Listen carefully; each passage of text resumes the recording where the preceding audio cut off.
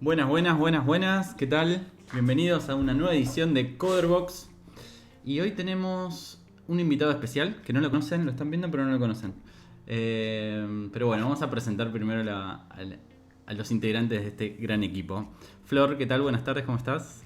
Hola, ¿cómo andan? ¿Todo bien? Muy bien, todo bien. Javi, buenas tardes. Hola Capi, hola gente, ¿cómo andan? Y por último, presentamos a Marcelo. ¿Cómo estás, Marce? Hola, ¿qué onda? ¿Todo bien? ¿Vos? Bienvenido a Coderbox. Gracias. Vine a ver qué hacen acá en Coderbox. Mentira, Paveamos. los veo siempre en Twitch y quería participar. Muy bien, muy bien. Son nuestro invitado estrella de hoy. Cambio de día, no avisamos mucho, pero bueno, esto es así. APX sale, el contenido es lo que importa. Después se puede ver en Twitch, después se puede ver en YouTube, así que cada uno lo ve cuando puede. Y hoy nos trae acá una temática muy particular y como quizás a mí me falta un poco de experiencia y a Javi también, y bueno, y no es tanto del palo de Flor, decidimos invitarte para hacerte muchas preguntas sobre cómo encarar ciertos temas que nos va a, que vamos a necesitar para Coderbox, que nosotros creemos que necesitamos para Coderbox. Vos nos vas a informar a ver qué opciones tenemos y cuáles son las mejores. Pero la pregunta principal es, ¿necesitamos realmente un backend o no para Coderbox? Bueno, la respuesta rápida es sí, pero bueno, Listo. porque Coderbox tiene usuarios. Ya cuando contemplás el concepto de usuario, ya tenés que contemplar una base de datos. Es medio complicado, si bien se puede, hay sistemas medio descentralizados donde el usuario no está en una base de datos, sino está en cada computadora. Y bueno, no importa mucho después, digamos, cruzar data o algo así, que podría llegar a no tener base de datos. La verdad es que es una buena pregunta. Hay que preguntarse siempre si necesitamos un backend. eh, Porque además está este concepto de backend que es, bueno, necesitamos una base de datos con una API, con algo que hacemos nosotros. Y no siempre es así, porque el backend, o sea, tu aplicación puede necesitar quizás un buscador o quizás un mecanismo para interactuar con cierta data, y a veces es un servicio que se contrata, se paga y ya fue. Entonces no siempre es codear un backend. También hay que, bueno, contemplar eso, ¿no? Que en muchas ocasiones con algún mecanismo que te deje guardar o algún mecanismo que te deje buscar entre cierta información, basta y sobra, ¿no? Entonces, en este caso, Coderbox es una aplicación, es una plataforma donde va a haber gente que se va a registrar y gente que va a ingresar, o sea, va a ingresar posteriormente. No es, por ejemplo, un formulario de contacto, si bien tiene la identidad de un usuario que es quien envía el mail y pone su email y su nombre, es un usuario en algún punto, quizás se crea inclusive en la base de datos, pero ese usuario no va a identificarse nuevamente, no tiene, digamos, una identidad dentro de la plataforma. Entonces ahí vemos quizás una cosa como medio intermedia, ¿no? Un formulario de contacto tiene un usuario que es anónimo y no tenemos que registrarlo, no tenemos que registrarlo sí o sí. Claro, es como un dato que perdura, pero no necesitamos accederlo desde la plataforma porque ese usuario no va a volver a entrar, digamos. Y no necesitamos que esa información vuelva para la parte del front, digamos. Varias preguntas nos surgieron cuando estábamos planteando lo que es Coderbox hoy en día. Y ahí es donde queríamos charlar un poco, por ejemplo, el login, lo que hablamos de los usuarios, de los recursos que vamos a subir. Como todos tienen varias información, una cadena de datos, un conjunto de datos, perdón, como una imagen o como datos, categorías, etcétera. Y después tenemos lo que sería cada usuario puede guardar sus propios recursos y poder acceder fácilmente a ellos. Por eso es que nosotros desde un primer momento dijimos, bueno, vamos a necesitar un backend para todo esto. Pero bueno, como vos decís, hay servicios que quizás ciertas cosas lo ataja y lo maneja de una manera sin necesitar un backend. Pero bueno, acá estamos y queremos ir empezando de a poquito a preguntarte punto a punto. En nuestras primeras charlas pensamos en un login donde sea completamente sencillo, como vemos en un montón de plataformas, un montón de portales y demás, con, por ejemplo, Google o Facebook, ¿no?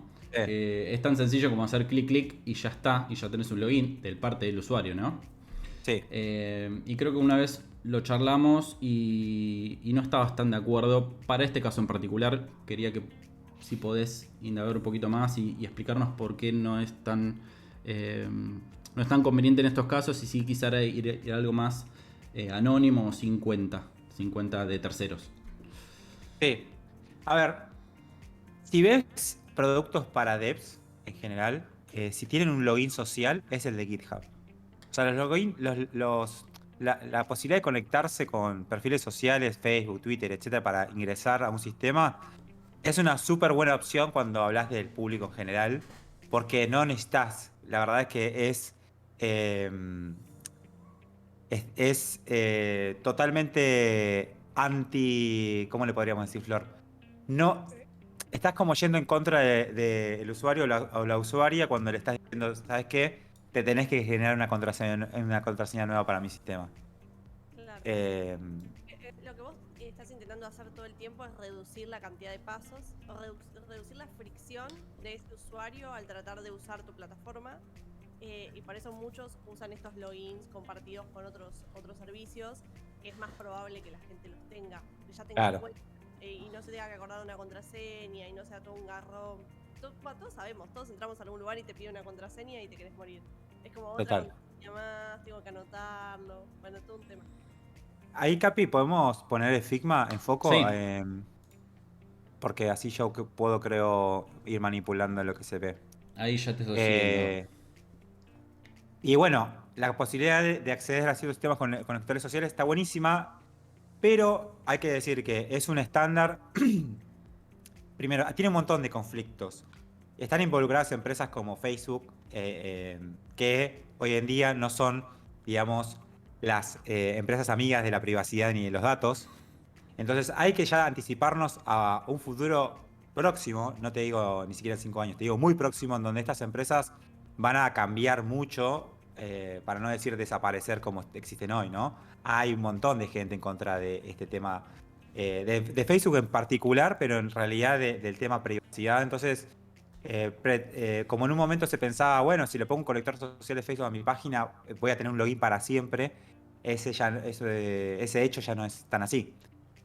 Pero bueno, la realidad es que también habilitar conectores sociales, además de un user y password, porque por lo general llevan un mail que identifique al usuario por fuera de los conectores sociales. porque las personas pueden tener un mail personal o un mail que usan principalmente, y en los conectores sociales pueden tener otros mails. Porque suele pasar que dicen, no, yo para las boludeces uso Hotmail, y uso Gmail para el trabajo, y tengo un Yahoo para los conectores sociales. La gente hace ese tipo de cosas. Entonces después se vuelven a olvidar con qué se habían conectado. Y tenés que hacer muchos flujos internos de reconciliación, básicamente. Es decir, ¿cuál es tu usuario de Twitter y cuál es tu usuario de Facebook? ¿Y cuál es tu mail de verdad y cuál es tu mail de mentira? Porque queremos que seas una sola persona en nuestra base de datos. Entonces, mientras más sistemas para identificarse tenga el usuario, más complejo va a tener que ser tu backend en cuanto a reconciliar todo eso y a manejarlo.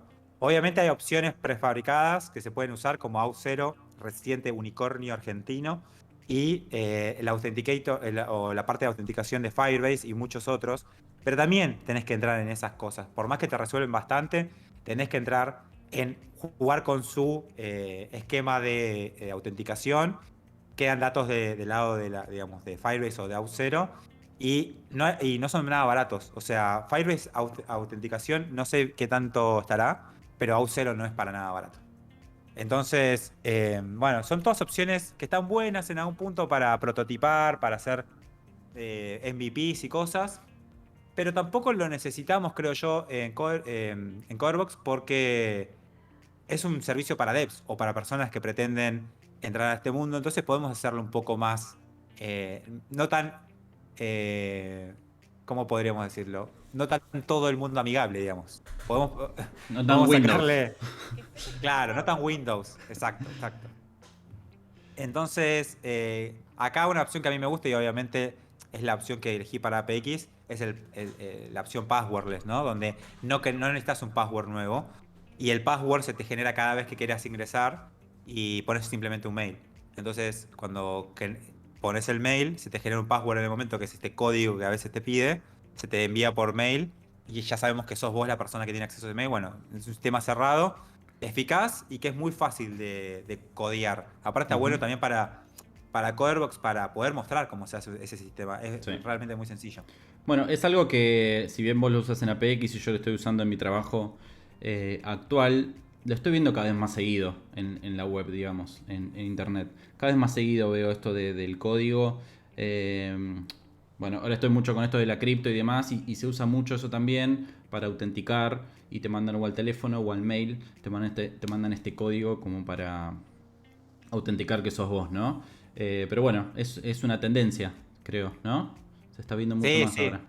Para mí la tendencia no es tanto el tema del codiguito, sino que sea passwordless, ¿no? Que no necesites ese password. No tenés que esperar. O sea, que simplemente más o menos digas quién sos y de alguna forma se valide. Bueno, lo mismo pasa con los SMS. Claro, y también están estas aplicaciones, ¿no? Que te generan un código, tanto Authenticator, creo que es de Google. Después hay otras más, que no me acuerdo, tengo una más, que generalmente los bancos piden esto porque es un poquito... Son tokens, generan tokens. Authy es otro que se llama. Total. También, ¿no? Vienen de lo mismo. Te pones tu mail y ahí te piden. Incluso hoy en día cuando quiero hacer loguearme con Google, también me están mandando al teléfono un código que yo tengo que elegir entre 3 numeritos. En la pantalla me muestran uno y yo en mi teléfono... Sí, Google en particular tiene varias versiones de Two-Factor Authentication, que claro, es eso. Además, tus passwords te va a pedir algún otro tipo de control, que puede ser, bueno, desde el captcha más básico de elegir los semáforos hasta el número que te voy a mandar a tu app o sea, responde esta pregunta que solo vos conocés, andás a saber qué. Claro. Pero bueno, son todos sistemas para eso, para aceitar ese proceso. El de las fotitos es terrible. Hay uno que es aviones, camiones y micros que le pifiás siempre. Es terrible. Ya marco cualquier cosa y le doy siguiente y que se entere. Porque la verdad que a veces las fotos son tan pedorras que, posta, hay 40 autos, boludo, no te voy a chequear todas las fotos. Es claro, como, me diste la foto más difícil. Voy a tardar 1 hora. O sea, prefería que me pidas mi contraseña de nuevo, porque la verdad que estoy ahí chequeando el semáforo como un pelotudo y me cargas otra imagen y es como, dale, chabón, ya te di mi contraseña. Tanto. Bueno, pero creo que es algo de una tendencia del mercado, digamos, de todo, el tema de la seguridad, ¿no? Está muy presente esto de la seguridad, con estas cosas que pasan con Facebook, con cuentas que se roban de ciertos servicios y y quedan expuestas estas cuentas, entonces como que cada uno está yendo por un lado desesperado a ver qué mayor seguridad le podemos dar a los usuarios y como que ninguna termina siendo la mejor, pero bueno, algunos tratan de diferenciarse del resto. Sí, a mí me parece que no se esfuerzan mucho, como que, digo, sí, seguridad, pero o sea, te tardás 25 minutos en entrar en tu cuenta de no sé qué. Y es como, sí, seguridad, pero me jodes a mi usuario, como, está bueno. O Y, sea, y a veces que cada vez que tenés que entrar tenés que hacer todo de nuevo, lo del semaforito que estamos hablando y demás, y eso a veces tarda un montón y dependiendo de qué página sea, qué plataforma, empieza a ser tedioso. A veces los bancos, mi mujer tiene un banco que por cada acción que haces tiene que buscar un token diferente, entonces pone la contraseña y esa contraseña depende cuál sea, tiene que buscar otro token y lo pone y que dura 1 minuto y que se te vence. Cada vez que tiene que hacer ahí quizás en los bancos corre también otras cuestiones más de, ¿cómo se llama? De políticas, de ser compliance con ciertos protocolos de seguridad, ya son cosas medio... Como que para que cierto ente regulador te dé grado 3 de no sé qué, tenés que poner esta cosa. En los bancos, como son entidades casi de servicio público, tienen que tener ciertas características, están altísimamente reguladas. tipo un ISO. Pero, ¿cómo? Tipo un ISO, una cosa así, pero del Sí, lado... sí, total. Sí, interbancario, internacional, todo eso. He trabajado con clientes, no directos, pero sí en laburos donde estuve, son bancos. Y nada, casi todo está regulado. O sea, todo, inclusive las tecnologías que usan, hay ciertas validadas y por eso el tan famoso Internet Explorer presente en todos los bancos, ¿no? Porque está todo regulado y cae por lo general de casa central y las casas centrales siempre están lejos. Entonces llueven esas decisiones. Pero sí, la verdad es que hay esa problemática de digamos, del compliance con estos entes reguladores o con ciertas normas. Y después está la fiaca también, ¿no? Y el hype.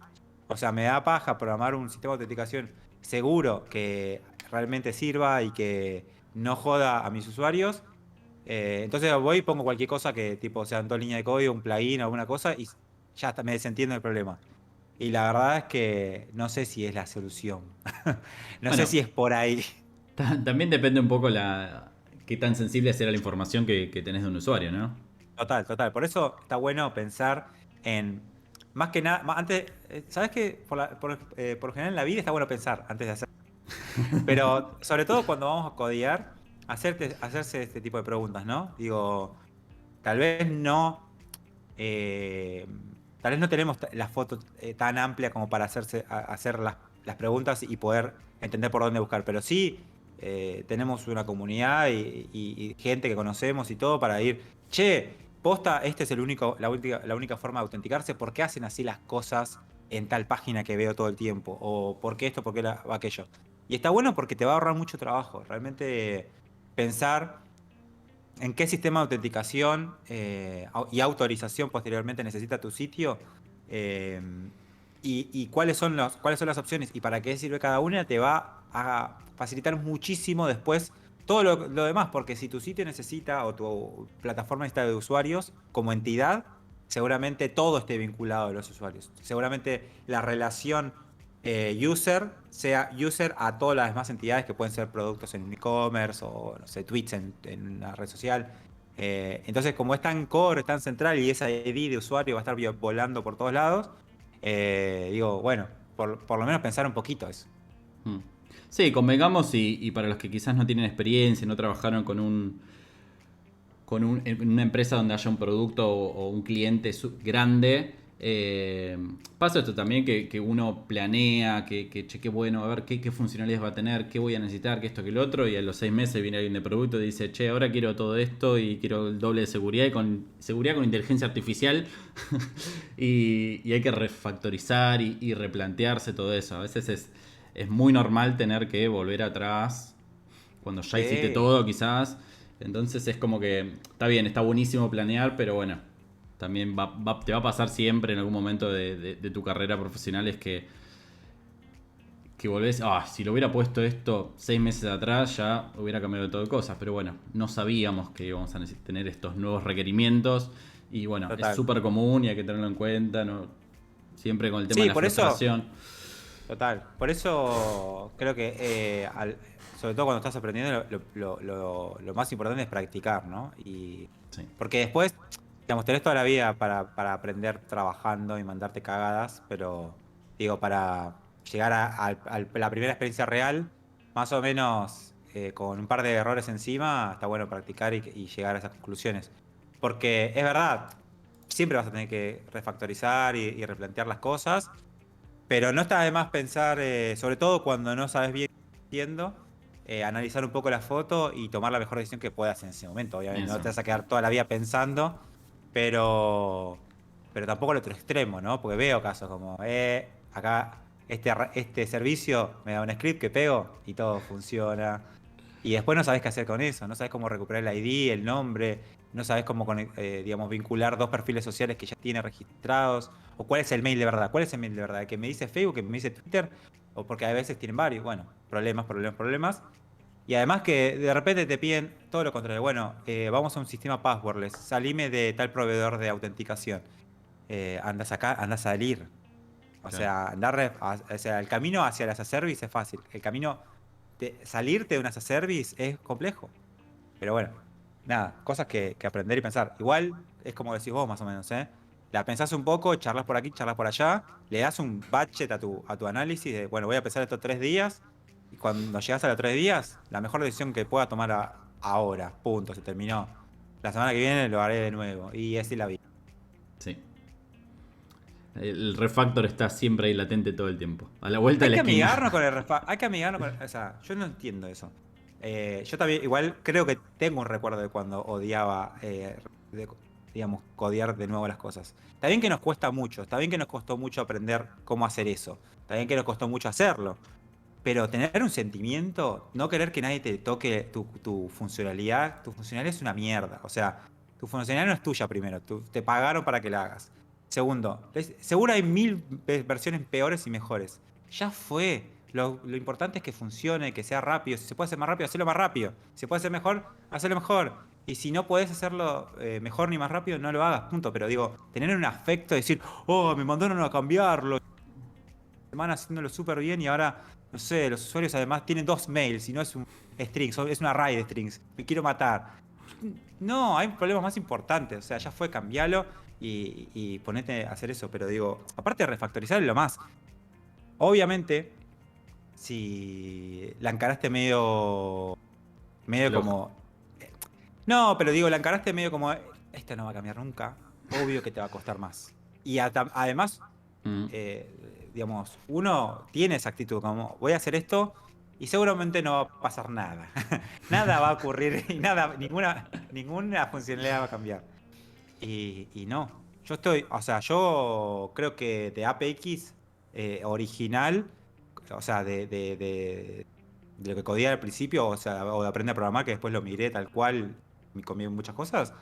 No quedó nada, ¿eh? Y ahora todo lo que hago no es codear nuevas funcionalidades, es como migrar cosas viejas a nuevas. Como que de repente las carreras tiene ciertas particularidades y cosas nuevas que van a salir ahora también. Y bueno, tengo que cambiar el modelo de la base y bueno, ya está. Tengo que hacer un script que cambie toda la base. Y bueno, ya está. Ese es el laburo, digamos. Claro. No hay mucho más.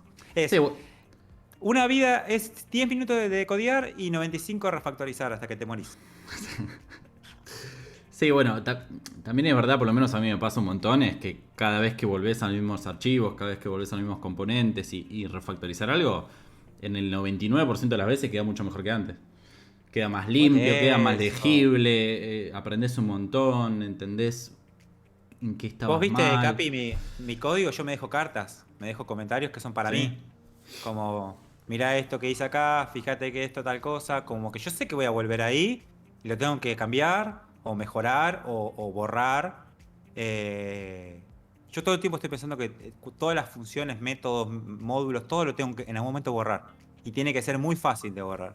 Entonces esa es mi forma de pensar la escalabilidad. Es decir, ¿puedo borrar este módulo? Depende, ¿cuántos archivos dependen de esta función?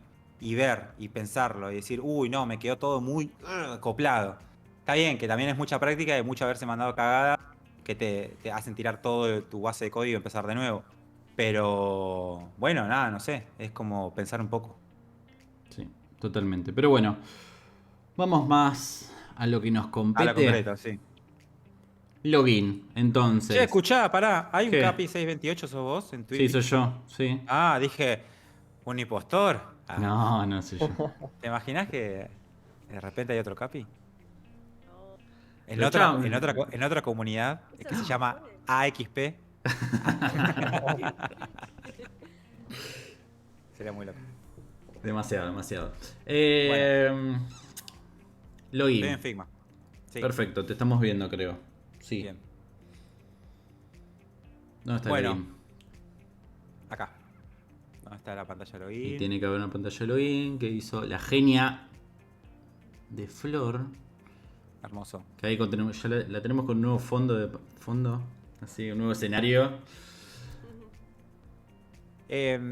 Sí, acá más que login y funcionalidades que son flujos. La experiencia, el flujo visual no tiene todo el tiempo que ver con los datos. O sea, sí está bueno plantearse un modelo de datos o lo que va a ir a parar a la base a partir de las funcionalidades porque te va a dar una foto un poco más,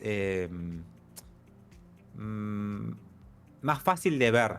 Muchas veces se empiezan con diagramas, ¿no? Se empieza a analizar el problema en abstracto, qué entidades participan de este problema, los users, los proyectos, qué pin, qué pam.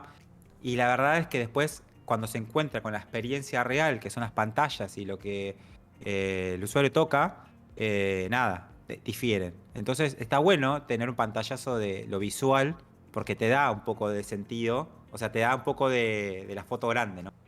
Entonces, acá lo único que nos importa en cuanto, digamos, desde el punto de vista del backend, en la parte del flujo de registro y login, es más bien que existe una entidad de usuarios, ¿no? Ujú. Digo usuarios, usuarias, pero yo hago la traducción directa de users y de usuarios siempre. Entonces, nombre, email, todo esto forma parte del mismo, de la misma entidad, que son los users. Todo lo que pertenezca al usuario, que no sea ámbito de otra entidad, que ahora vamos a ver si existen otras, forma parte del mismo registro. Esto, si lo queremos ver, hay un montón de formas de pensarlo. A mí me gusta explicarlo de muchas formas. Pero si lo queremos pensar a nivel Excel, sería como que tenemos una hoja que se llama usuarios. Y que cada columna va a representar todos estos datitos. Incluyendo el número de 6 dígitos, que puede estar en la entidad de usuarios. Yo, por lo general, separo en otra entidad dentro de la base de datos que es una entidad gemela a usuarios que se llama auth, que suele ser mi lugar donde está el codiguito y el mail. Pero bueno, eso es un detalle. Pero bueno, todo lo que tiene que ver con login y registro tiene más que ver con esa entidad, ¿no? Entonces, el trabajo digamos, de diseño en backend, para decirlo, digamos, de forma así como un poco sencilla, si se quiere, es entender entender tu problema, el problema de la plataforma y entender las entidades que participan. En este caso, user siempre va a ser una entidad. En la mayoría de los sistemas existe la entidad user. Existís en la base de datos representado con un ID, básicamente. Eso significa que existas como entidad. Y después todos los datos asociados a tu user están en el mismo lugar. Ujú. Así que todo lo que tenga que ver con el usuario va a estar en ese lugar. ¿Qué más podemos ver? ¿Por dónde querés seguir, Capi? Ahí justo me surgió una pregunta de cómo estoy viendo esto. Sí. Como lo tenemos en AM, Sí, el mismo formulario crea o loguea, ¿verdad? claro. Acá lo tenemos como Acá- separado. Bien. O sea, es un tema opinable. Porque a veces, como la convención está tan instalada, que vos primero te registrás en un lugar y después entrás con esa. O sea, como que es una analogía de un club, ¿no? Vos te haces socio o socia, te dan una credencial y con eso pasás. Digamos, no es que vos entrás un día y alguien en el aire que genera un carnet y te lo tira por la cabeza. No sucede todo al mismo tiempo. Bueno, pero con la tecnología podemos hacer eso. Entonces, hay ciertos procesos, ciertos flujos de autenticación que no diferencian la primera que la segunda vez. En ciertas plataformas está bueno porque esa primera vez, al mismo tiempo que te registra en la base, te puede llevar por un flujo más de bienvenida, donde te pide datos de base y cosas así bueno, para que esa primera vez tenga todo un ritual. Y como la gente ya está acostumbrada a que la primera vez que se registra en un sitio tiene que pasar por una serie de pasos, que después no va a volver a pasar, está bueno aprovechar la oportunidad de esa convención que ya se da. Claro. En el caso de Coderbox, me parece que puede ser una ocasión para que tenga un flujo distinto de crear tu perfil. O sea que no sé, Flor, cómo está planteado esto, si son varios flujos, si son solo dos, ingresar y registrarte. En realidad está planteado como si fueran ingresar y registrate, pero ahora que lo mencionas, capaz que estaría bueno que cuando vos te registrás te haga como una especie de tour por la plataforma, viste que se usa mucho Sí. también, ¿no? Que te muestre como, bueno, acá vas a poder guardar tus recursos, acá los vas a poder administrar, acá está tu perfil, o sea, quizás podemos aprovechar ese mismo flujo de registro y hacer esa mini presentación. Igual es una plataforma muy simple, pero bueno, también se podría incorporar como para mejorar la experiencia de esos usuarios. Sí, Y después tenía el otro flujo que era el de login. O sea, cuando ya estás registrado y solamente querés volver a ingresar. el de ahí Bien, abajo. este sería el sign in. Bien, perfecto. Entonces, acá te registrás, tucutuc, entras a tu perfil y acá sería ya directamente cuando entras sin que no, o sea, ingresás. Claro. Exacto. No te piden el nombre. Perfecto. A lo que recién mencionaba Flor, comúnmente lo conocemos como onboarding, que es como la primer bienvenida donde puedes llegar a explicar o no cuáles son las principales cualidades de la plataforma, de la página, lo que sea. Pero bueno, es opcional, es mucha información, la mayoría, creo que el 90% lo saltea, pero me incluyo en la mayoría. Pero siempre está bueno para el que no entiende mucho tener por lo menos los tips básicos, tipo 3-4 botones, 3-4 pasos y tener la info principal ahí a mano. Así que no, en este caso, con respecto a lo que veníamos hablando de diferenciar lo que es registrar e ingresar, en esto lo único que vemos diferencia es que estamos pidiendo el nombre. Sí. Un nombre de usuario.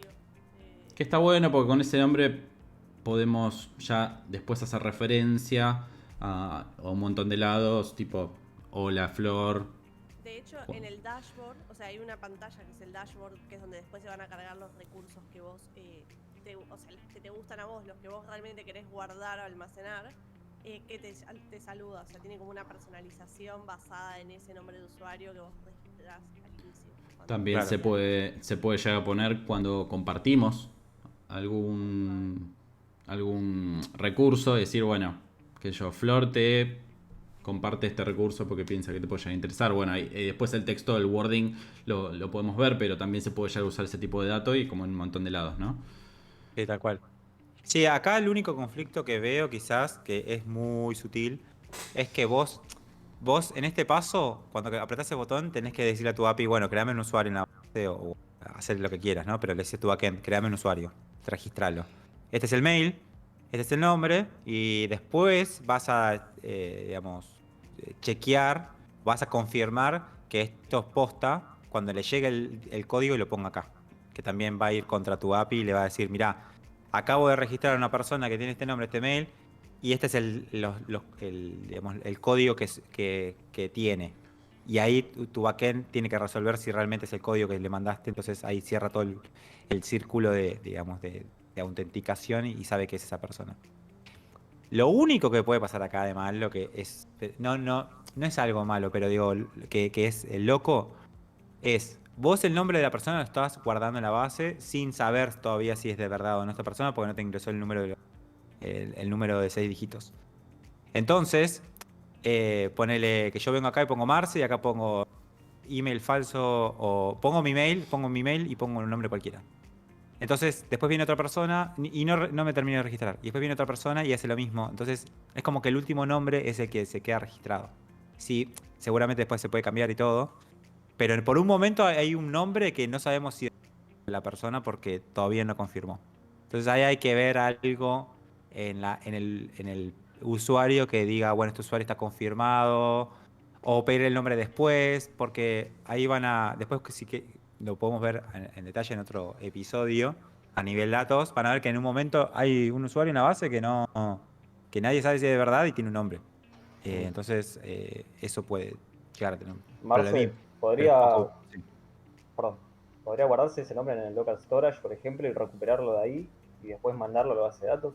Sí, sí, creo que es, incluso, si la experiencia es esta, la más Sí. cómoda, yo haría algo parecido a eso. Ah, Digamos, mandar solo el mail a la base, a tu backend, decirle, mira, quiero registrar este mail, guardar el nombre en local storage y después mandar el mail, el código y el nombre, como claro. son 3 Todo en un datos lo que paquete. te pide, y ahí recién confirma que todo es verdad, porque los 6 dígitos solamente coinciden si tiene acceso a ese mail, y registra realmente el usuario acá, cuando Claro. le enviaste esos 3 datos. Pero sí, es una opción súper Mm. buena. Sí, esa es una opción. Bueno, la otra, como decís también, es pedirlo después, ¿no? Una vez que lo Sí, registra. pero la verdad que esta experiencia se me hace súper copada, pero con la opción de Javi vamos re bien. Sí. Listo, lo va a hacer Javi eso. Ah, Joya. listo. Gracias. Ah, listo. No pregunto más. Claro. Ya te Por algo no hablaba. No, no, pero muy, muy interesante. Estuvo bueno en la consulta. Bueno, después ya te registrás, vas a tu perfil. Bueno, dificultades técnicas siempre pueden suceder. Siempre va a suceder. El ingreso que es este conjunto de pantallas, supongo, ¿no? Es este y el código, Tal cual. nuevamente. Perfecto.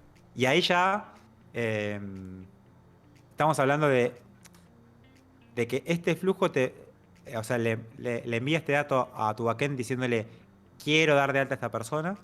Y también Ujú. podría responder, ojo, esta persona ya existe, no te puedo, o bueno, ahí hay que ver. ¿Qué pasa si entro acá y le doy un email que ya existe? Si va a hacer caso omiso a este nombre o simplemente me va a decir, ingresá, pero vos ya existís, no te puedo dar bola el nombre. Ahí hay que ver qué puede pasar, pero en el caso de que vayas por el login, acá es otra cuestión. Acá vos le estás diciendo, mirá, yo ya existo en esta base, tomá el mail, mandame el fucking código que te lo quiero ingresar para entrar. Y ya es mucho más corto, no hay que guardar nada, acá simplemente mandar el mail y el código. Después, obviamente, a nivel frontend, esto hay un montón de posibilidades, pero es que el login tenga 2 pasos, hace que quizás puedas aprovechar la oportunidad del segundo paso para hacer un Smart Link. O sea que eso en mobile es un poco más difícil a veces porque los clientes de mails abren su propio navegador, es una mierda. Pero en web desktop, de pestañitas en un navegador, vos podés aprovechar este mail que te dejan acá y en vez de mandarle el código, le mandas el código y un link que tenga el mail y el código, por si se quiere loguear después.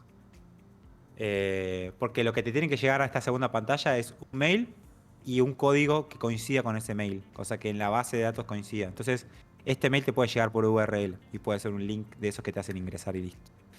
Hay un montón de chances. Inclusive, nada, Vercel tiene un sistema de autenticación muy bueno que te deja poner tu mail, te manda algo y vos apretás en ese botón de tu mail que te llegó y te loguea. En la pantalla que te mandó el mail, se queda esperando ahí que pase algo y vos apretás el botón y te hace whoop y entraste. Es algo similar, pero con links, con botones. Está más copado. Claro. Pero bueno, todo depende de la experiencia que se busque, ¿no? En la API no lo hago, pero Una podría ser. pregunta desde el desconocimiento total. O sea, Sí, vos en el sistema este de logueo vas a necesitar mandar esos mails automáticos con los Sí. códigos. sí. ¿Esto tenés que tener algún servicio? ¿Hay algún servicio para hacer ese tipo de cosas? ¿O cómo funciona, digamos? Bien, buenísima tu pregunta. Porque me estoy salteando como si todo el mundo supiera y la verdad es que es una pregunta de servicio. El tema de mandar mails en internet es re difícil, es un quilombo. ¿Por qué? Porque hay mucho spam. Entonces, para no entrar en spam, hay un montón de técnicas. Inclusive no sé si sabían, pero los servidores de mail, que los grandes, las IPs reconocidas como seguras, o sea, de las casillas de mail conocidas y de los proveedores, además de simplemente enviar mails, que es una cuestión de como de enviar paquetes por puertos, porque el mail se maneja sobre ciertos protocolos, tipo SMTP, POP3, no sé si se siguen usando o qué pasa, ya hay otros mejores, pero es simplemente un protocolo de internet donde se mandan mensajitos, como si fuesen SMS. Pero como hubo tanto spam en su momento, hoy en día muchos de esos interlocutores, que son esos servidores grandes de mails, además del mail te exigen una prueba de esfuerzo, una prueba de trabajo, como si fuese el blockchain. Porque no, digamos, lo que quiere evitar la internet como conjunto o las compañías que mandan mails es que cualquiera pueda mandar un mail. Entonces, hoy en día, antes vos te montabas un servidor SMTP, que es el protocolo que se usa como si te dijera FTP, pero como otro protocolo que se usa para mandar mails. Y vos desde tu servidor medio que podías, desde casi cualquier servidor. Hoy en día ni en pedo se puede hacer eso, porque si no cualquiera podría mandar mails a mansalva y nadie sabría digamos, de quiénes son. Entonces, la opción más fácil para quienes hacemos software es contratar un as a service. Un as a service básicamente es una compañía que te manda los mails por vos. Y vos le decís vía API, mandaste este mail. Entonces te tenés que hacer una cuenta, hay un montón, los conocidos son MailChimp o Mandrill, creo que se llama el servicio de MailChimp que manda mails. Porque MailChimp es una herramienta para hacer campañas. No sé si MailChimp sigue existiendo, creo que lo compró alguien. Sí, no, creo que existe, me parece que sí. MailChimp es el servicio que digamos para personas y Mandrill es el servicio para devs, para no personas. Mandrill es como la API que puedes usar de MailChimp, de lo que está atrás de MailChimp, para decirle quiero mandar un mail a este mail. Entonces sueles contratar estos servicios. SendGrid también, ¿no? SendGrid es el que uso yo. Pero por ejemplo, no sé, entrate a SendGrid. ¿Se puede abrir una pestañita ahí? Sí, ya abrí. Ah, ¿vos podés ver? No. Yo veo En no sé, Twitch. estoy viendo Twitch. Ahí te va apareciendo eso. Estos proveedores, andate por ejemplo a pricing dentro de SendGrid. Estos proveedores, hoy en día casi todos casi todos ofrecen los mismos servicios. Todo tipo de servicios de mensajitos. Puedes mandar SMS, puedes mandar push notification, puedes mandar mails. Y lo que hacen básicamente es respetar todos los protocolos que Internet exige para que puedas mandar esos mails libremente. Te van a pedir que digas, digamos, de parte de quién es ese mail, de parte de qué dominio. Entonces a veces tenés que pasar un proceso para que sepan que vos sos la dueña de tu dominio, básicamente, y vas a mandar mails de parte de noreply@florluzduarte.com. Entonces, te aceitan un montón de cosas que tienen que ver con mail y spam, que están buenas, y aparte son entes también un poco reguladores de tu reputación. Si vos, por más que pases todas las pruebas de estos proveedores de emails o de email, de mandar emails, por más que pases todas las pruebas, puedes ser una persona de mierda y mandar spam. Entonces, tu reputación y la reputación de tu dominio se va a ver manchada, y eso es data que se comparten entre estas empresas. Entonces, no está bueno que, digamos, nunca vas a salir bien de hacer spam, gracias Claro. a que pasa todo esto. Pero tenés que caer en estas empresas. Y pagar, porque como ven Y acá, pagar. lo que es el servicio gratuito y esencial, no tenés una IP dedicada, por lo tanto usa la misma para varios clientes, recién pagando a partir de $90 por mes. Sí. Te dan una IP dedicada solo para vos, entonces ahí es como que tenés un registro más Sí, y la IP propio encima te caga porque servicios como Hotmail, que todavía son muy usados, muchas veces banea por IP. Entonces, si caes en una IP que está usada por un montón de gente, no sé, del plan gratuito de SendGrid, ya fue, ¿no? Nunca nadie va a recibir tu mail. O sea, ni siquiera va a caer en spam. Exactamente. Wow. De pronto algo que parece súper simple como un sistema de login te termina siendo un lío de cosas. Me parece. No sé. Sí, por eso hoy en día, si bien se usa mucho el mail, todavía vas a ver que muchos sistemas de autenticación tratan de mandarte un SMS porque es más confiable. No hay tanto como... El mail todavía es bastante anónimo, o sea, cualquier persona se puede hacer un Gmail o un mail en cualquier dominio falopa de por ahí Pero no todo el mundo puede tener un número de teléfono y mandar un SMS. Es un poquito más difícil. Entonces, a veces es más fácil mandar un SMS. Es un poquito más caro, pero es más seguro y más fácil para todo el mundo. Casi que no necesitas, o sea, y no necesitas internet. Que eso, aunque parezca una pelotudez, porque decís, estás tratando de entrar a un sistema que está en internet y, bueno, pero a veces las cosas no funcionan. Porque en vez de o sea, entre que te llega spam y no lo encuentres nunca y que te llegue por un SMS, es un sistema súper rudimentario, no sé qué, prefiero el SMS te va a llegar sí o sí, pero bueno. Sí. Sí, sí. Así que bueno. Y ahora, te hago una pregunta. Esta información que vos grabás, ¿no? El usuario, el mail y todo eso como para la autenticación. Sí. ¿Dónde la guardás vos? ¿En Firebase o se guarda junto con toda la información en alguna base de datos? Firebase es una base de datos. Pero está bien, pero se separa de lo que es el login, de lo que son, por ejemplo, lo que nosotros vamos a usar en Corebox. Ah, ok. Sí. Los recursos, los favoritos y todo ese tipo de cosas. ¿Se separan? ¿Se suele tener? Depende del caso. Sí, a ver, no por nada digamos, Auth0 es una compañía, un unicornio, ¿no? Porque por la parte de datos, la parte de seguridad, de autenticación y autorización, suele ser sensible. Se suele separar inclusive a veces en otra base de datos separada. Yo uso todas las técnicas que se puedan, pero a veces caes en la misma base de datos en otra collection u otra tabla donde esté solamente la parte de autenticación, donde esté el mail y el código. Las dos partes que juntas funcionan como identificador.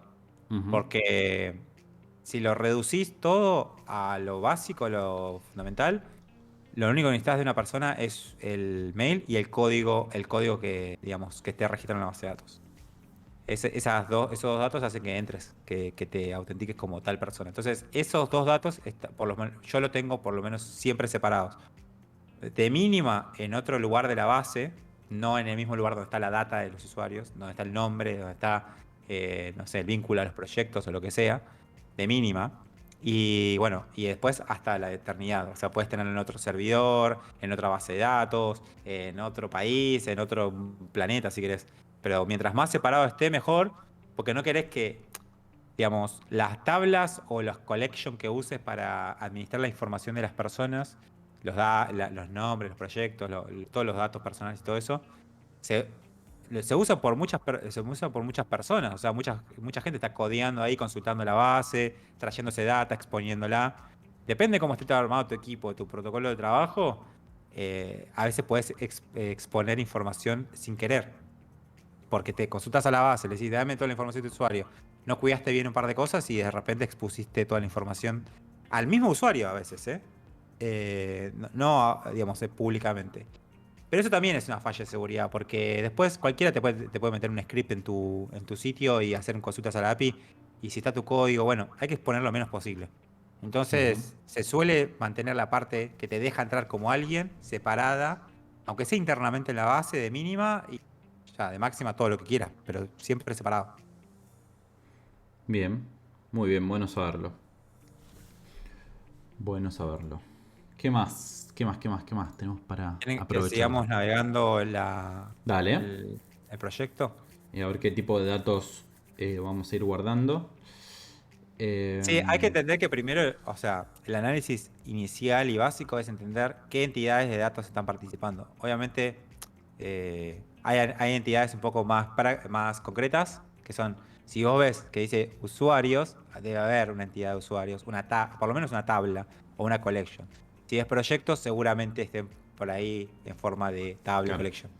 Pero después hay otras entidades abstractas que suelen ser vínculos entre estas entidades, suelen ser cosas así más locas que tu base necesita para funcionar bien. Pero en principio lo que tratamos de identificar es quiénes participan o qué cosas participan de este problema. Los que participan de este problema en principio son personas, entonces son users en la base de datos. Después podemos ver que recurso es uno de las entidades, o sea, tiene que estar identificado en la base, o sea, tiene que tener una entidad propia. Entonces todo eso después nos va a dar las pautas de más o menos cuál podrían ser. cuál podría ser nuestro modelo, que va a ser el conjunto de tablas o collection, depende de qué base de datos usemos, y sus relaciones, y finalmente la API, porque la API no es siempre igual a tu modelo de datos, porque la API es una ventana para entrar a esos datos, y la ventana tiene que ser lo más chiquita posible, porque si no, te cagan. Entonces acá, ya viendo el header, tenés que ingresar y registrarte pertenece a la entidad users, o sea, tenés que guardar users, Ujú. sí o sí. Sí. Equipo es equipo interno de Sí. Es la presentación nuestra, digamos. Es la presentación nuestra y un poquito del proyecto. Hermoso. Tu recurso, vamos a la pantalla, subí tu recurso. ¿Dónde estaría? La pantalla subida, en realidad es un modal que está como hacia un costadito, lo vas a encontrar. Al mismo lugar donde estaban los logins, vas a encontrar uno de Ok.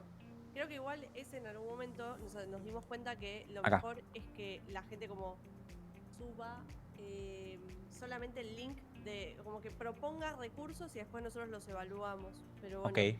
Pero bueno, ese es un debate que salió varias veces, ¿no? Cómo validar esos recursos para que no suban cualquier cosa. claro, para que no puedan cualquier cosa. Pero bueno. Sí, ahí hay que ver, quizás va más a nivel, no tan datos, pero sí un poco cómo funciona el proceso, pero qué tan viable es que haya una curaduría de estos recursos centralizada. Hay otros esquemas, se puede hacer descentralizado esto, como la Wikipedia.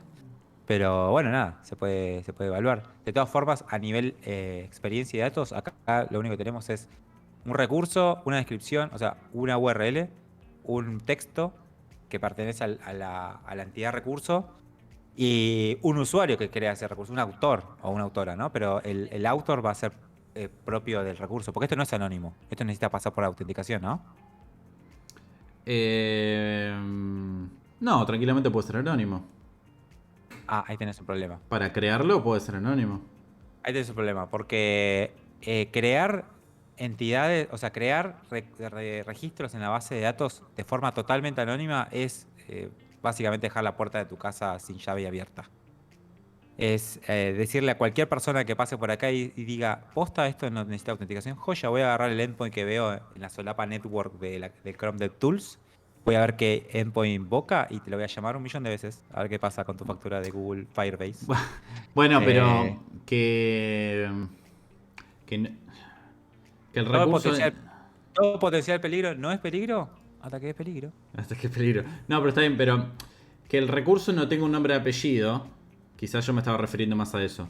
Que el recurso no tenga nombre y apellido no significa que no valide que un usuario lo está subiendo realmente. Un usuario registrado. Claro, o sea, por acá tenés que pasar por el login para subir el recurso. Claro. Tenés que estar en sesión. Claro, tendrías que estar registrado Bien. para poder subir Sí. el recurso. Perfecto. Ahora, otra opción que nosotros teníamos con respecto a esto de la validación de los datos, de que realmente se esté subiendo algo y no una página porno, por ejemplo, es que nosotros de alguna manera, la comunidad en realidad, lo valide todo esto, ¿no? Que chequee la información, la descripción, la URL, la foto que se vaya a poner y qué categorías, por ejemplo, incluiría. Sí. Nosotros a modo interno lo pensamos como una especie de dashboard que puede ya tener interfaz o no.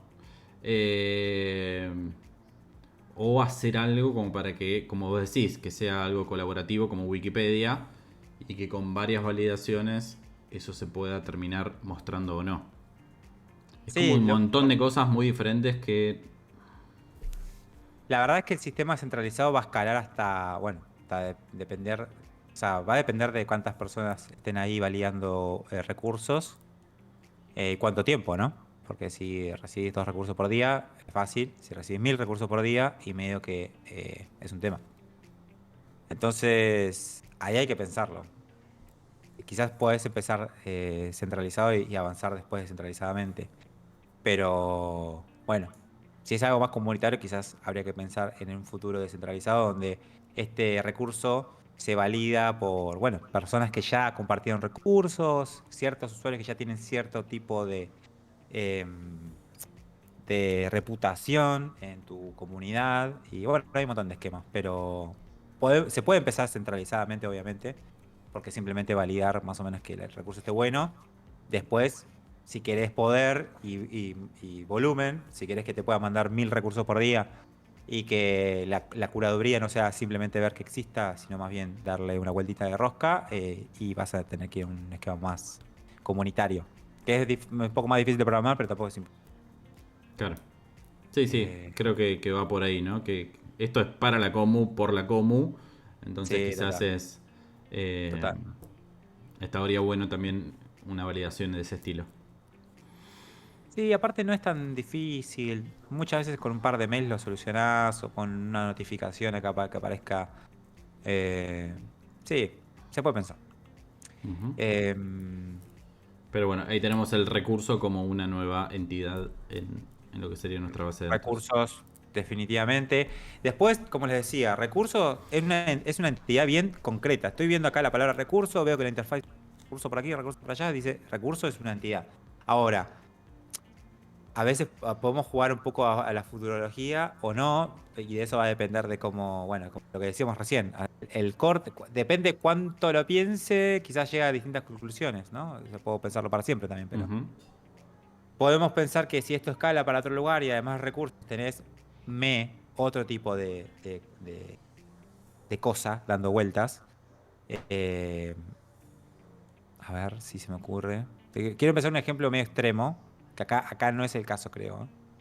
Pero a veces ocurre que tu entidad a nivel visual, a nivel de interfaz se llama recurso, pero en tu base de datos se llama distinto, porque porque pertenece realmente a nivel datos, tu recurso es un link, ponele.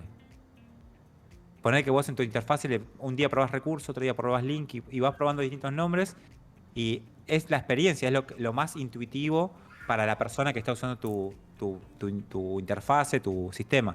Pero a nivel datos, a veces hay que ir a lo más puro. Eh, por ejemplo, me pasó alguna vez en un sistema de pagos, de suscripciones, que al principio todo el mundo hablaba de la suscripción, la suscripción, la suscripción, y se terminó llamando suscripciones. Y en realidad era una compra como en cuotas, una cosa así. Entonces, nada, cuando nadie lo piensa o cuando llegamos a esas conclusiones más tarde, te das cuenta que el simple cambio de nombre del recurso eh, te da todos los campos y todas las propiedades que debería tener. Porque a veces lo pensás como una entidad de recurso en este caso. Y en este caso creo que el recurso es ideal. Pero siempre puede surgir que, no, además en Coderbox puedes guardar tal cosita que no son recursos, son otras cosas, no sé. O todo forma parte de la entidad recurso, pero tenés links, tenés herramientas, tenés esto, lo otro. O, por ejemplo, una postulación, ¿qué tal si quisiéramos guardar o poner acá también avisos de trabajo? En principio decís, bueno, que lo pongo como un recurso, ya fue. Pero en realidad no es un recurso, porque o sí, es todo recurso, y esto que vemos en el diseño ahora es un link, y lo otro es una postulación o una búsqueda laboral, y todo forma parte de la familia recurso. Entonces son como cosas que hay que flashearla un poco al principio para decir, estoy medio caminando, o sea, tampoco pensarla una semana, pero digo, un poco darle la vuelta para ver si no hay algo que se me está perdiendo, si no hay otra cosa que podría ser que no se llame recurso, porque después ir a lo que veo para diseñar la base de datos a veces nada, te corta las posibilidades. Pero bueno, en este caso podríamos ir con recursos y eventualmente darnos cuenta que se puede llamar distinto o que es otra cosa y nada. Ahora no me estoy dando cuenta de nada, creo que el recurso va bien. Resource, porque todos estos nombres van a ir a parar en inglés a la base de datos, es un nombre que buscaría por ahí si hay otra forma de expresarlo. Resource se puede confundir con otras cosas. Pero bueno, pero va. Entonces, tenés una entidad recurso. Cada recurso va a tener, obviamente, un link y una descripción. Es eso lo que te hace llenar el formulario. Y un owner, un usuario que es quien publicó ese recurso, más allá de que se muestre o no quién se publicó. Sí Sí. o sí tiene que estar vinculado el user para después, cuando alguien suba algo malo, ir a saber quién fue. Hacer el blame ahí. Bueno, ¿qué más seguimos mirando? ¿Dónde hay otra pantalla que...? No, después tenemos las categorías, pero yo creo que sería Después como un están, dato bueno, más del recurso. los... estos recursos guardados, ¿no? Sí. Vos son parte de la entidad, son una entidad nueva. Vos ¿Cuáles tenés... los que el ac- usuario puede guardar para sí mismo? Sí, ¿Por qué una entidad no? claro, porque vos podés hacer esto. A ver, ahí estás viendo lo que yo veo. Sí, sí. Bueno, hay varias formas de encararlo y depende mucho el volumen, o sea, qué tanto esperás de esta relación usuarios-recursos. Guardar algo en favoritos o un carrito de compras es lo mismo. Es una relación entre un user y una otra entidad. En este caso es un user con sus recursos. Cada vez que un user guarda en favoritos algo, aparece en este panel, ¿no? Porque buscas entre tus recursos, Sí. ¿cierto? Sí. Entonces, hay una relación que vos podés guardar directamente en el registro de users y decirle user tiene una relación 1N con recursos. Pero depende de qué base de datos elijas, puede ser medio conflictivo tenerlo. Puede ser, depende, bueno, en todas las bases de datos que uses. Tener dentro, vamos a decirlo de una forma bien absurda, dentro del objeto user, un array de todos los recursos que puedes favoritear, te puede volver un array muy pesado.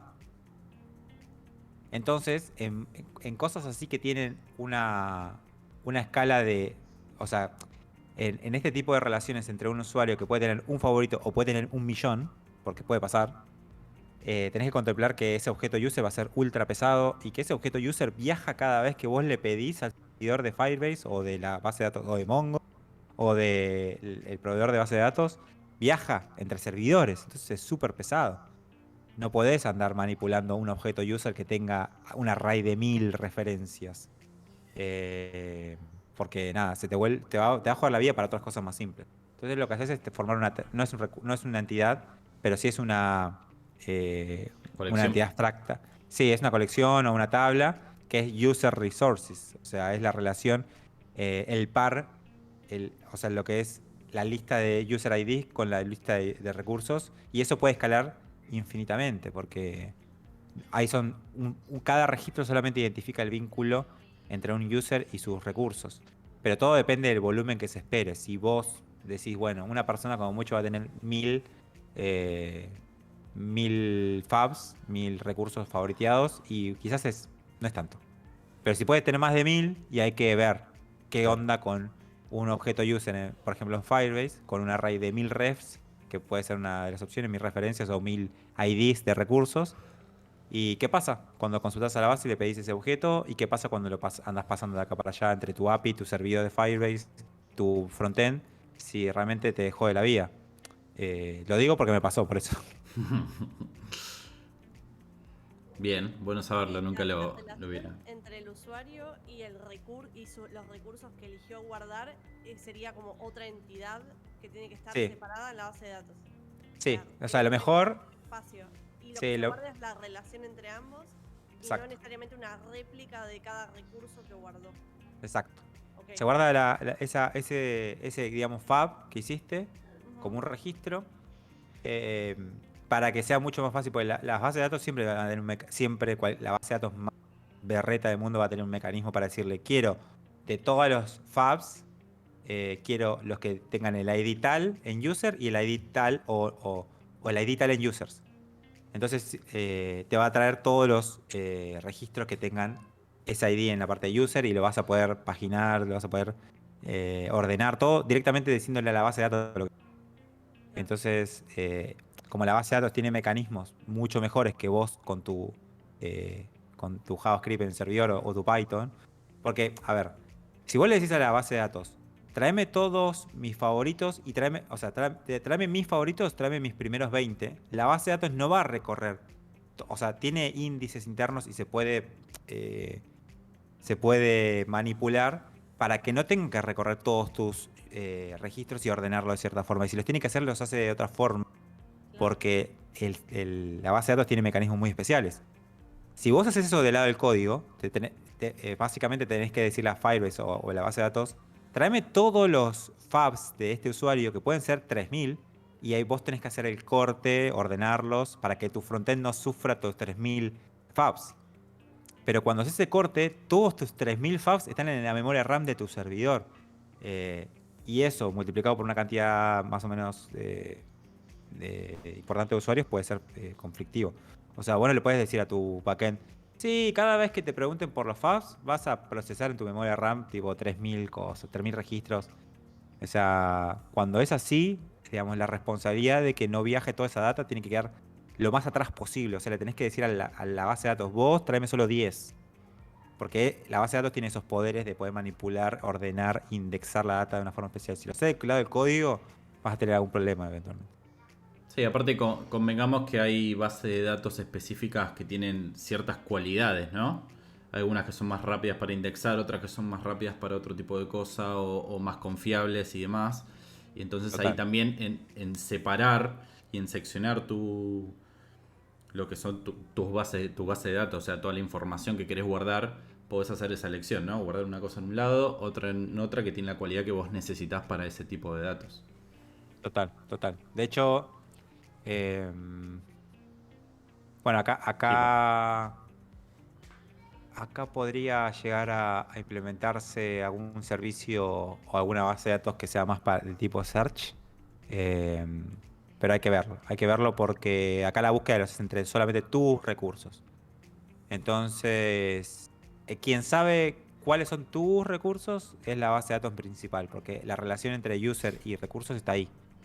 Pero bueno, si involucras otra base de datos nueva para hacer búsquedas más copadas, como Algolia y esos servicios, hay que ver, hay un problemita ahí de que resolver para vincular tus recursos dentro de Algolia. Pero nada, son cosas que se pueden resolver. Ujú.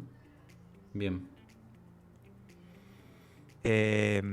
Y después, no sé. La imagen de los recursos, ¿de dónde sale?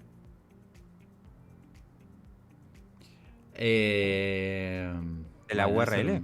ese era un tema. La URL iba al recurso directo y en esta validación comunitaria que pensamos en una mayoría, o por lo menos del equipo, Sí. iba a seleccionar una de las fotos y le va a subir.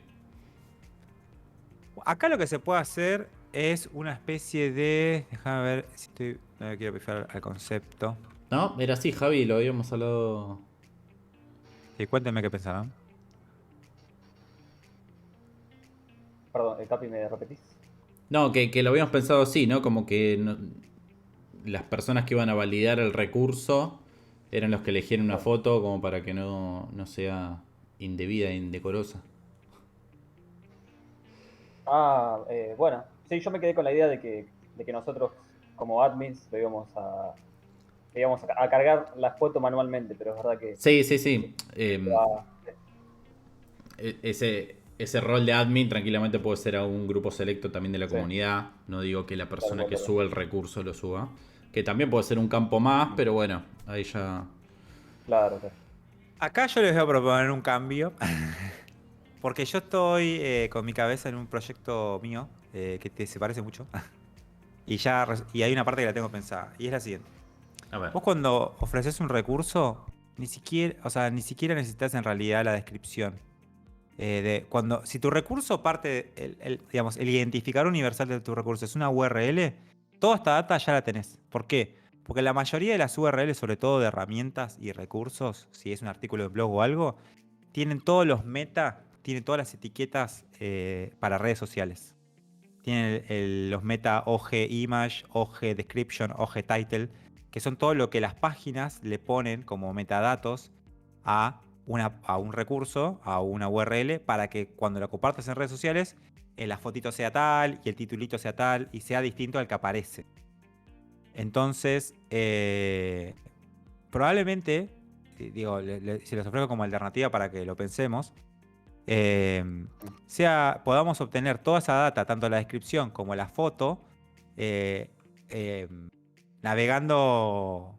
No es scrapeando directamente porque es otro tipo de análisis, pero sí se puede examinar la URL que ponen y extraer toda la data de ahí.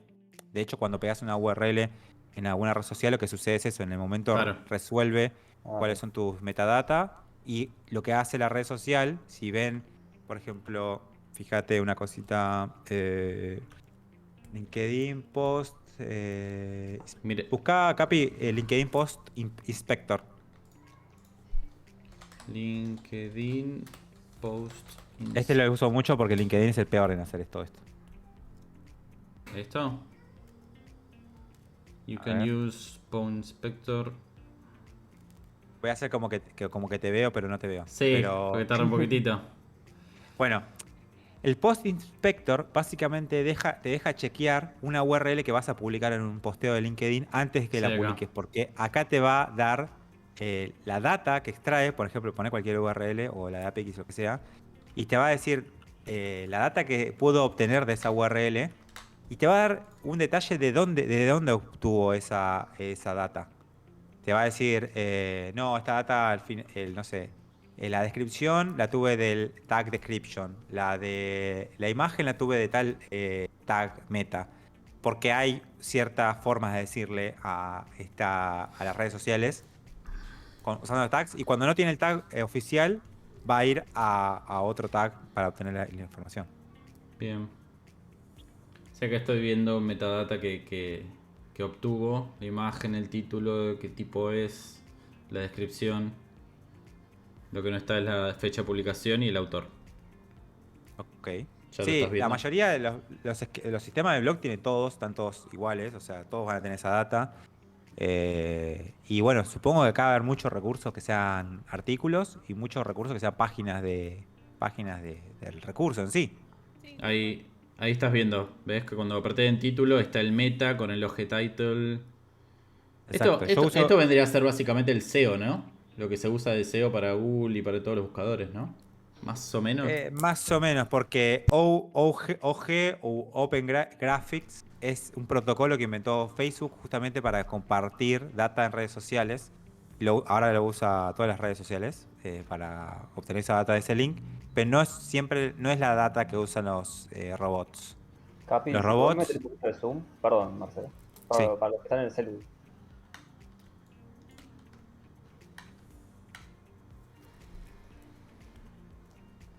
Ahí no sé si se ve un Eh, poquito mejor.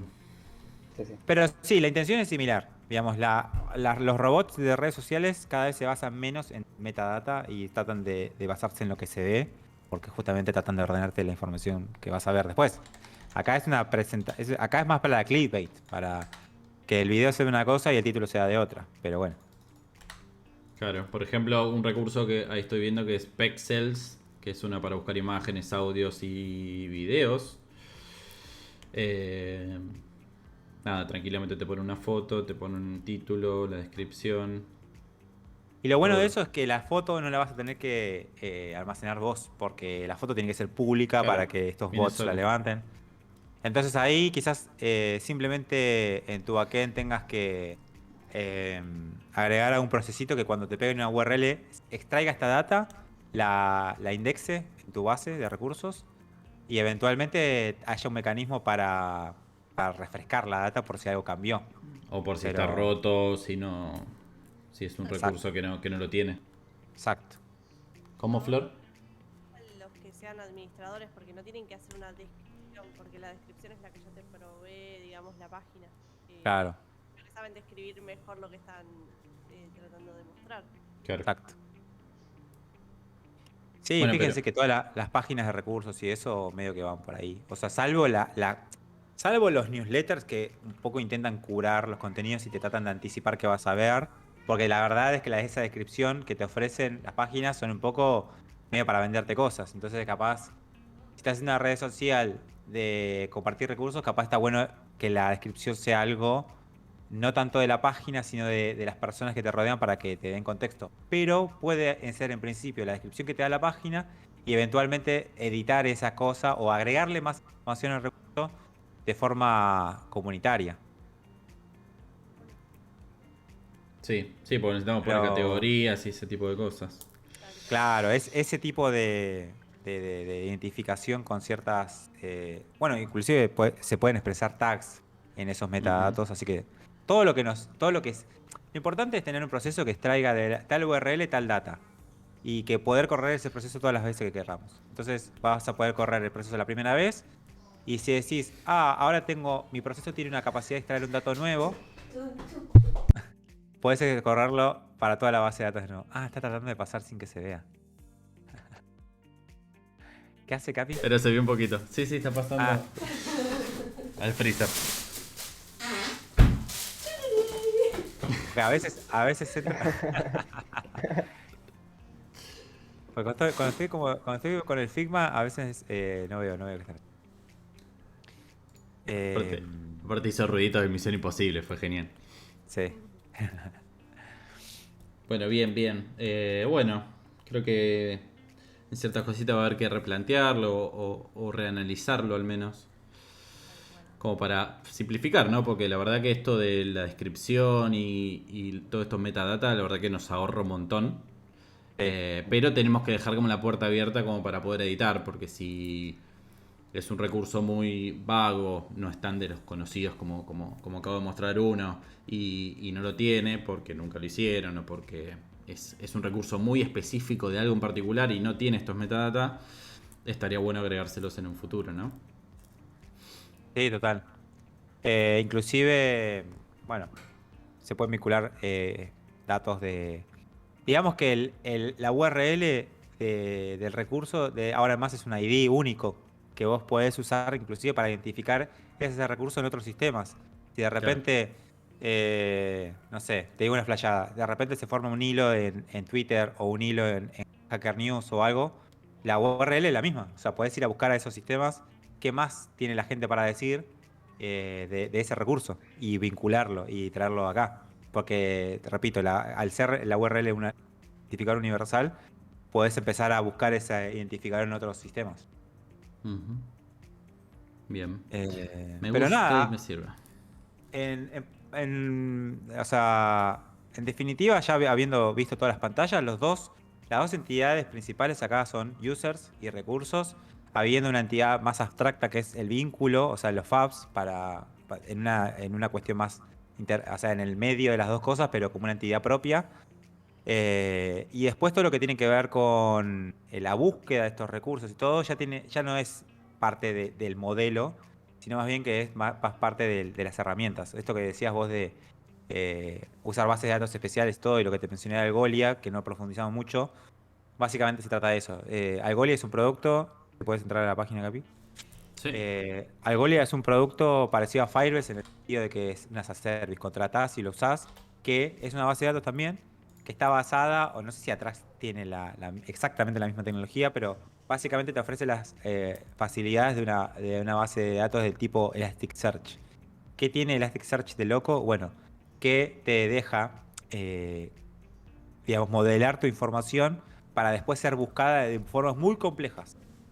Y esas formas complejas tienen que ver con su contenido, o sea, buscar palabras dentro de todos los registros de la base. Inclusive si te equivocas un poco, tiene tolerancia a typos, puedes facetar. Facetar, que es esto de decir, hay una faceta de todos los recursos que es el lenguaje. Y puedo tener varias... un recurso puede estar dentro de la misma faceta del lenguaje en varios lugares, o en uno, depende cómo configures esa faceta de ese dato. Entonces, Firebase, por ejemplo, no es una buena base de datos para buscar, porque Firebase solamente te deja buscar por valor igual a tal o valor mayor a tal. Entonces vos podés decirle, quiero todos los recursos que sean de la categoría JavaScript, pero no le puedes decir, quiero todos los recursos que sean JavaScript, TypeScript y tal cosa, y empezar a hacer queries más complejas. Y para eso está bases de datos como Algolia, que en realidad es un servicio, pero es una base de datos. Igual que Firebase, que es una base de datos, pero es un servicio. Porque no accedes directamente a la cosa. Te permiten hacer ese tipo de búsquedas re locas. Y de una forma muy sencilla, porque configurar un Elasticsearch es muy complejo. No sé si hoy en día es más fácil, pero la última vez que lo intenté era muy complejo. Es y como... Algolia... ¿Vos decís que es como una capa antes de ir a la base de datos? Sí. O sea, Firebase es como si fuese una SaaS service de Mongo en algún punto, o de cualquier NoSQL. Y Algolia es una SaaS service de Elasticsearch más magia que le ponen ellos, ¿no? Porque todas esas cosas de atrás, o sea, si fuese Mongo directo y no Firebase sería más difícil, porque hay cosas que tenés que manipular vos, índices, sigiladas, y Firebase lo hace por vos. Si no fuese Algolia y fuese a Search directo, vos tenés que configurar todo. Y es bardo, porque es otro lenguaje, no es SQL. Entonces, acá con la interfase vos le decís, voy a registrar mi cosito que se llaman recursos y tienen tales propiedades y listo, y la cosa funciona. Y te deja hacer búsquedas muy complejas y están buenísimos. Entonces, ahí vas a tener esta data de tus recursos duplicada en Algolia, porque básicamente no es la data, sino es un índice. Es una forma más para buscar. Eh, y ahí contra esa base de datos que es Algolia o el mecanismo que uses, vas a hacer las búsquedas de verdad, no contra Fire. Fire va a ser la base de datos central, que es la verdad, y Algolia es un índice, es una réplica de los datos que está, digamos, hecha para ser buscada. Bien. Me gusta. Bien, bien. Y no tenemos mucho más. No tenemos mucho más. Y tengo una consulta así como esta colección que vos decías de la relación entre usuarios y recursos, yendo a M, ¿no? Sería como el room.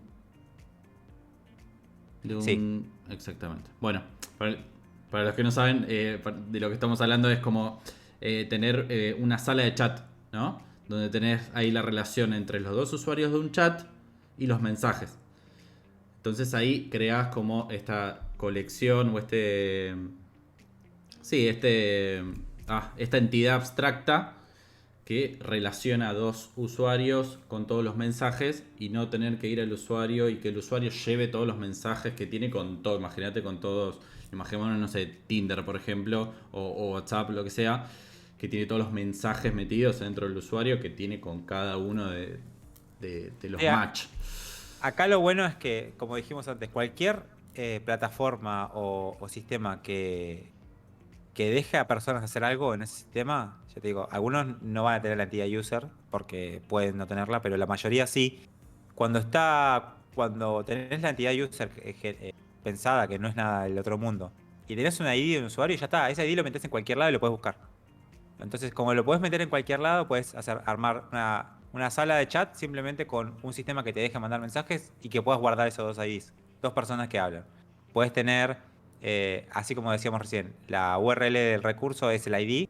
Puedes tener esa URL guardada en un montón de lugares de tu base de datos o la base de datos. Y siempre que sea uniforme vas a poder acceder al dato. Y lo importante ahí son los IDs.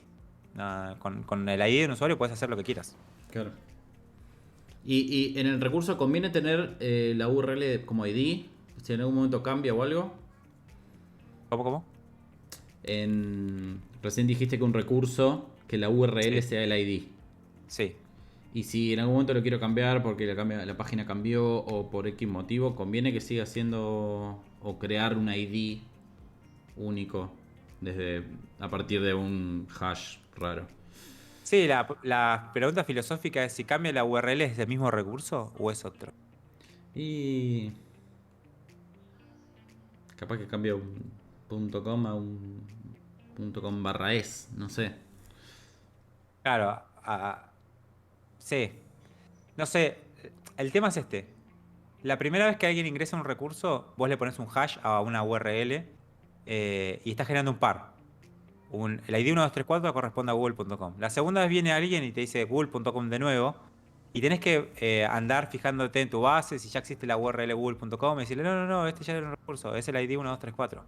En cambio, ya usás la URL directamente, que es un string, ya lo usás como el ID. O sea, sí puede ser, pero en este caso no sé si usaría. Yo, de vago, usaría el ID, la URL como ID directamente.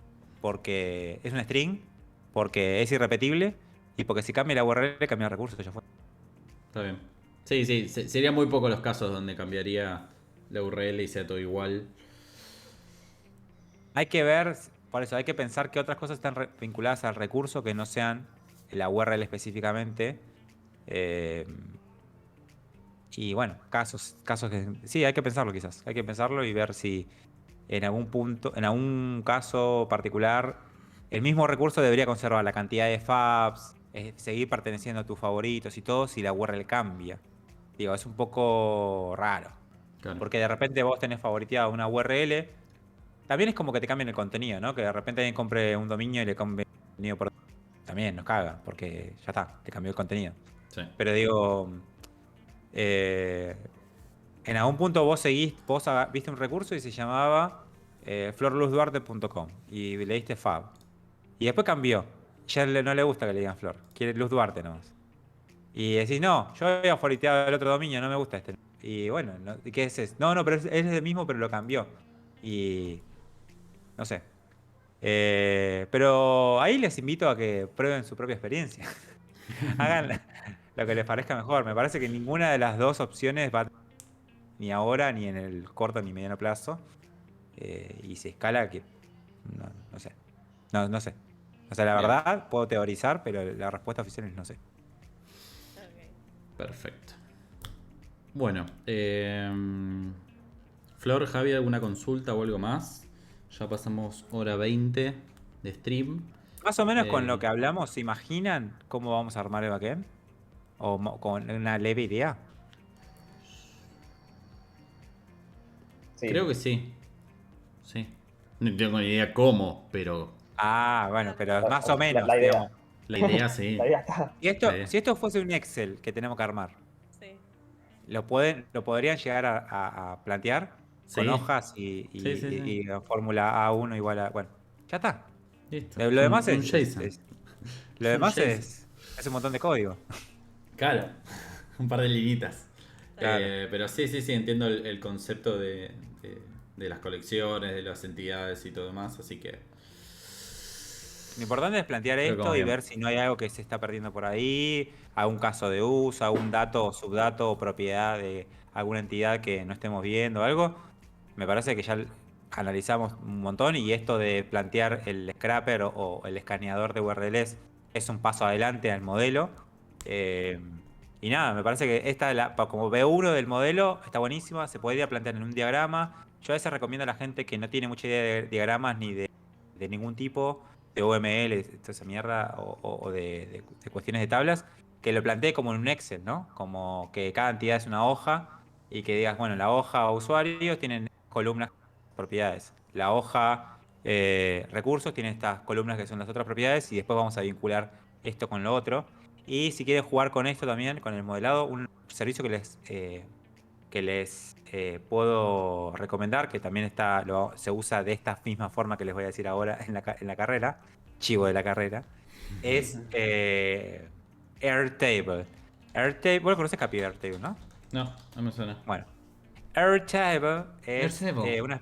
es una especie de Google Drive muy cheto, que es un Google Drive, pero el spreadsheet, ¿no? El Excel, no tiene Word y todo eso, tiene solamente spreadsheet. Te deja armar estos Excel, entre mil comillas, que son en realidad bases de datos relacionadas. Y vos lo puedes consumir con una API.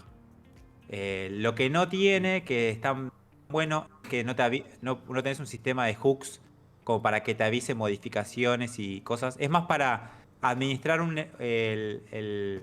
administrar la data de tu sitio si querés desde el Airtable. De hecho, he trabajado en algún freelo donde Airtable era la base de datos principal. Era la base de datos principal de un e-commerce entero. Bien. Desde interactuar desde el frontend hacia el Airtable no es tan fácil, pero sí, o sea, escribir en el Airtable no es tan fácil vía la API, no tiene todas las cosas que tiene que tener una base de datos. Sí leer. Entonces, si querés administrar data, así de esta forma estructurada, medio como un Excel, con tipos de datos, con columnas, relaciones, imágenes, todo, esta es una buena salida. Y para practicar modelado, que es esto de cuáles son las entidades y sus vínculos, este tipo de herramientas te dejan plantear todo como un Excel, pero además tenés relaciones. Puedes decirle, la tabla users en esta columna tiene un vínculo con la tabla resources, que es, bueno, un usuario puede tener varios resources o un usuario solamente puede tener un resource y cosas así. Que está bueno para pensar una base de datos desde, digamos, lo que es un Excel, que creo que es un paradigma que más o menos todo el mundo. Claro, muy bien. Qué loco, nunca lo había escuchado. Está bueno, está bueno. Bien.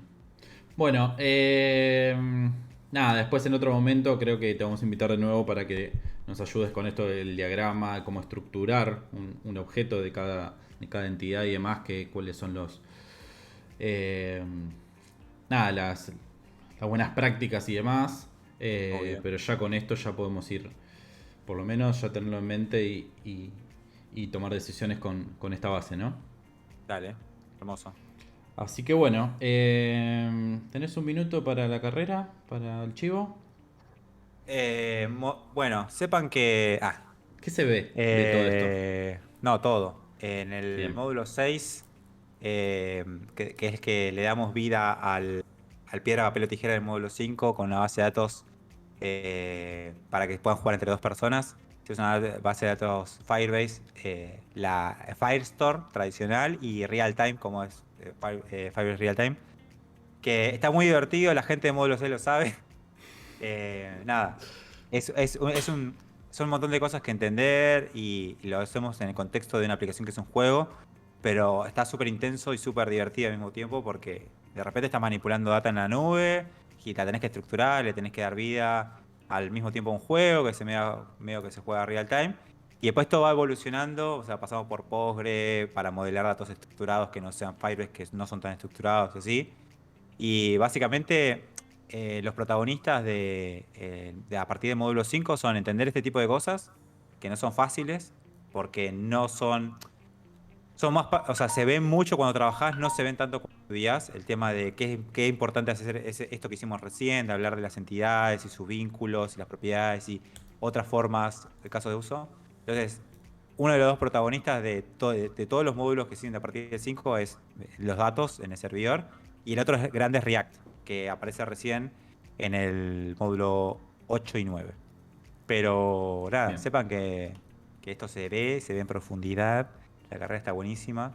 Y todo esto que planteé acá, bueno, obviamente lo vemos en la carrera con mucho contenido en el medio, pero se ve.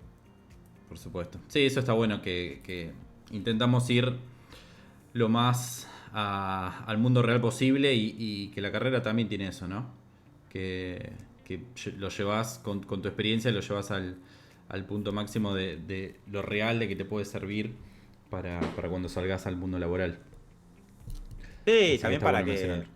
para que sea entretenido y no sea todo teórico, si bien, como decimos siempre, hay enfoque en los fundamentos, obviamente que en una cosa tan práctica hay un montón de cosas que van a quedar para más adelante, para fuera de la carrera, Ujú. como, no sé, pensar esto de quizás modelado de datos a nivel grande no es fácil, o sea, una cosa es administrar dos entidades y usuarios, productos, que sería un e-commerce, usuarios, recursos. Y otra cosa es armar una red social, que bueno, vos Capi ya lo sabés. Otra cosa es armar esquemas descentralizados o inclusive modelos de datos que tengan partes real time, como los backends de los juegos, con un mínimo de latencia, que ya ni siquiera se trata de los datos, se trata de cables, se trata de hardware, se trata de servidores, nubes. Entonces hay un montón que queda fuera. Obviamente en la carrera vemos lo mainstream y lo que te puede llegar a servir para hacer proyectos propios o sin un laburo. Pero bueno, obviamente los casos de uso es como lo mismo que se ve en front. Vemos custom elements y después vemos React y todo, pero de ahí tenés para tirar el techo para arriba. Elegimos React porque es lo mainstream, porque te vas a poder ver muchos avisos que digan React. Claro, Pero bueno. totalmente. Así que bueno, muchas gracias Marce. Les recuerdo a todos que esto va a salir en YouTube, va a quedar en Twitch acá por un par de semanitas, va a tener su propio artículo en el blog. Ya sé que les debo un artículo y el capítulo anterior, pero ya va a salir. Y bueno, nos veremos dentro de 15 días con otro capítulo de Flor. ¿Sí? Contanos un poquito de qué vas a hablar, Flor. Sí, vamos a retomar la parte del diseño, pero esta vez desde la perspectiva del UI, porque la otra vez hicimos el UX. Así que ahora vamos a ver como ya cosas un poquito más concretas y vamos a estar trabajando un poquito más sobre Figma. Me encanta. Muy bien, muy bien. Entonces sería como la segunda parte del diseño de lo que hay que pensar antes de arrancar un proyecto de esta índole. De cualquier tipo de proyecto en realidad. Así que va a estar bueno para entender por qué también hizo Flor todos estos recursos y todo lo que vemos en Figma, porque todo tiene un porqué. Y bueno, nos va a ir explicando un poquito más. Así que bueno, esto fue todo por hoy. Muchas gracias a todos por estar acá o por escucharnos en un futuro cercano o lejano. Gracias Marce, gracias Javi, gracias Flor. Gracias. Y nos vemos en la Gracias. próxima. Pasen por la comunidad, pasen por todos lados, por Vayan a la YouTube, como. Instagram, vean la página de APX, vean el blog, chequen la carrera los que no están, que está muy buena. Así Escuchen que el podcast. escuchen el podcast, es verdad. Ya me olvidaba. Así que bueno, gracias a todos. Chau, chau. Chao. Chao.